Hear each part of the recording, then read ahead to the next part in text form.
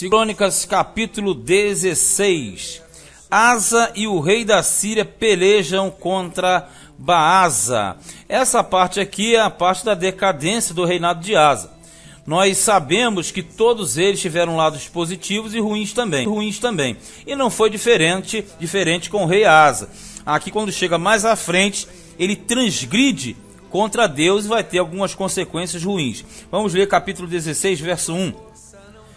No ano 36º do reinado de Asa, Baasa, rei de Israel, subiu contra Judá e edificou a Ramá, para ninguém deixar sair nem entrar a Asa, rei de Judá. Vamos entender isso aqui. Quando nós falamos de Baasa, Baasa é justamente o rei de Israel, o rei do norte. E aqui ele estava com medo de que os habitantes do norte viessem para o sul. Por isso, ele começa a edificar uma fortaleza em Ramá. Essa Ramá que fica lá na divisa do norte com o sul. Então, por que isso? Porque Baasa temia que Israel subisse a Judá para sacrificar a Deus e passasse para o lado do rei de Judá, que era o Asa. Aí, versículo 2. Então tirou Asa a prata e o ouro dos tesouros da casa do Senhor e da casa do rei, e enviou a Ben-Hadad, rei da Síria, que habitava em Damasco, dizendo: aliança entre mim e ti, como houve entre o meu pai e o teu pai. Eis que te envio prata e ouro. Vai, pois, e aniquila a tua aliança com Baasa, rei de Israel, para que se retire de sobre mim. Vamos entender a questão. O contexto ele é todo político. Só que Crônicas, ele não quer apresentar o político, ele quer apresentar o espiritual, o lado religioso. Você percebe que Asa, ele tinha prosperado até o 35º ano, sempre buscando a Deus, somente a Deus. Então o que acontece aqui? No ano 36º do reinado de Asa, aí ele começou a dar mole, como diz por aí. Ele simplesmente deixou de confiar em Deus e passa a querer fazer aliança com o rei da Síria para resistir à invasão ou tentativa de invasão de Baasa, que Baasa estava justamente confrontando o reino do sul. Aí o que acontece? Ele manda mensageiros a Ben-Hadad para fazer aliança. 4.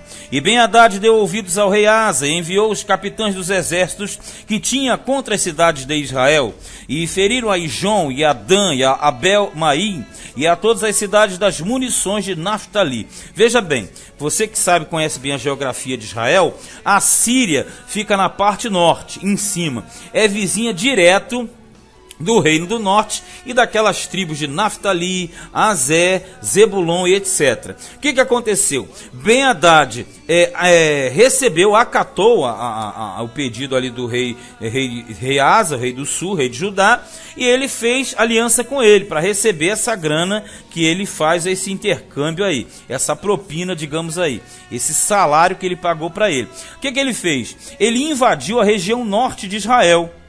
Então, quando ele invade a região norte de Israel, o rei Baasa vai ter que automaticamente bloquear essa invasão. Olha no 5. E sucedeu que, ouvindo o Baasa, deixou de edificar a Ramá e não continuou a sua obra. Veja bem, o Baasa estava numa empreitada na divisa com o sul, em Ramá. Como o rei Ben-Hadad entrou pelo flanco em cima, pelo norte, ele teve que deixar a sua empreitada e socorrer a invasão. Ou melhor, resistir à invasão. 6.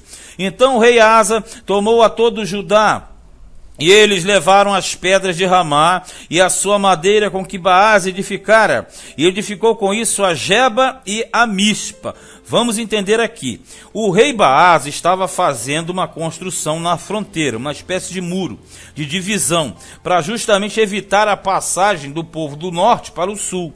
Quando ele voltou, quando ele deu, quando ele retrocedeu por causa da invasão do Ben-Hadad, que era o rei da Síria que vinha pelo norte, o que o Asa fez? O Asa pegou os homens dele e foi até aonde ele estava construindo a torre, ou a fronteira, a muralha, pegou todo o material, trouxe esse material para a fronteira dele, em Geba e Mispa, Mispa quer dizer torre de vigia, e com o material que era do Baasa, ele construiu uma fortaleza para ele. Olha no 7. Naquele mesmo tempo veio Hanani, o vidente, a Asa, rei de Judá, e disse-lhe: por que confiaste no rei da Síria e não confiaste no Senhor, teu Deus, o exército do rei da Síria, olha aqui, escapou das tuas mãos. É mais ou menos o seguinte: o próprio Deus ia entregar nas tuas mãos o rei da Síria, esse mesmo que você fez aliança com ele. Já percebeu o que aconteceu?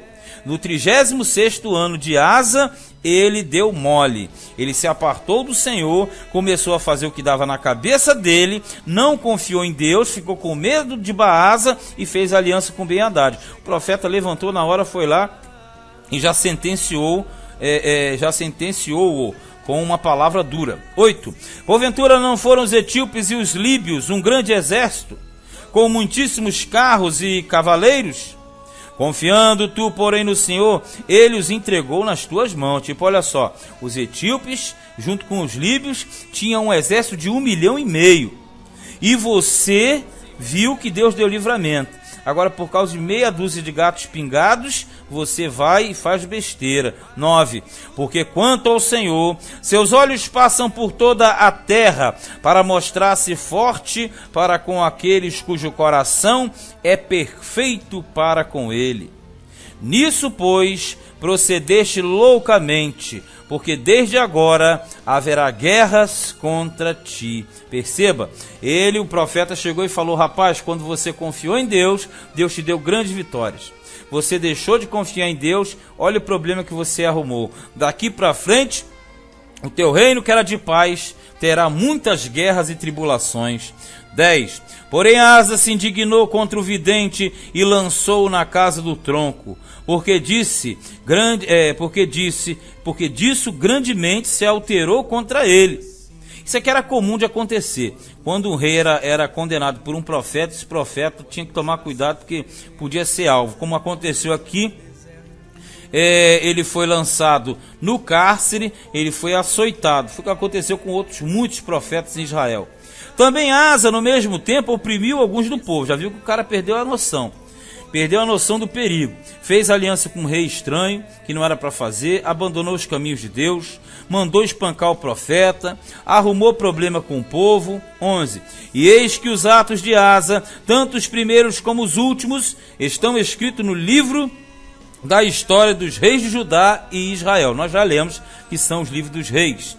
E caiu Asa doente de seus pés no ano 39º do seu reinado. Olha só.